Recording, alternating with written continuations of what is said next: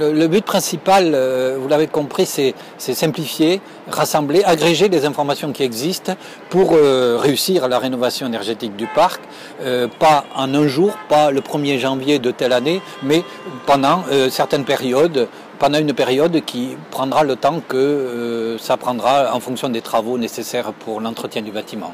Et au fur et à mesure, on embarque.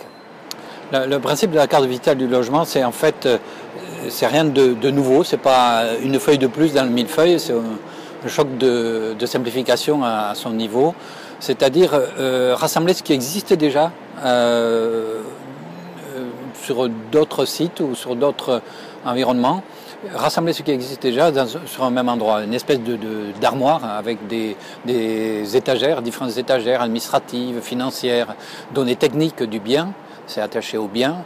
Les données, évidemment, l'information, la pièce maîtresse de cette armoire, ce serait le passeport énergétique ou la carte de rénovation, je ne sais comment elle sera appelée, pour suivre les résultats de l'audit global, par exemple, qui va donner droit à un plan de travaux. Et ce plan de travaux, eh bien, il faut le suivre un peu comme un carnet de santé aussi, le carnet de vaccination, je cherchais le mot. C'est-à-dire qu'à telle période, on doit refaire un rappel, eh bien, on saura sur les travaux qu'à telle période, on doit ravaler et auquel cas, on embarquera la performance énergétique.